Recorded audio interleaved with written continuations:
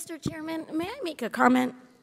Yes. I would like to do my job, and I try not to get out of my job at every opportunity.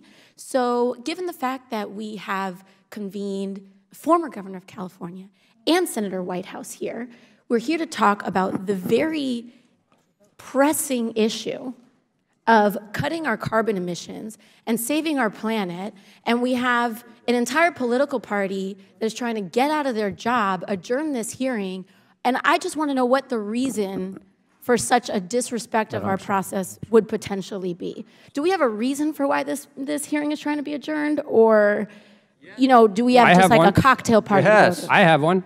I have a really easy one. The oil industry is the second largest industry in my state. My constituents expect me to be here. We are running an impeachment hearing down in the basement of the Capitol right now. Is this about the oil industry, or no, it's about the economy of the state of North Dakota and my constituents. And North Dakota.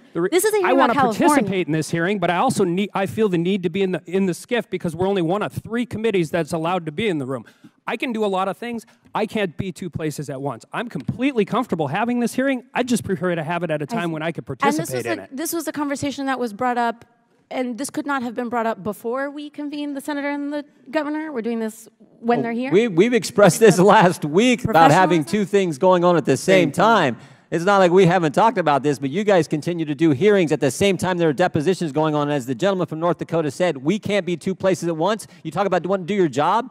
Yeah. There's no way to do that when you have to be 2 places at once. And just to be clear, there was exactly 1 Democrat in the room when this started.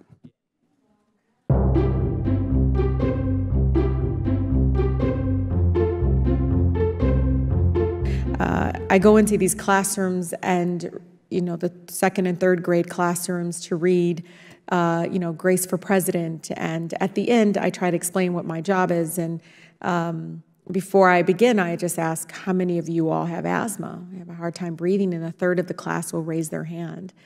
And I tell them, my job is to protect your air so that you can breathe. And the kids are like, your eyes wide open. I said, sometimes it's really hard, right? And they said, yes. And I tell them that, we can probably get in there and try to clean the water and provide clean water, but we can't do that with air.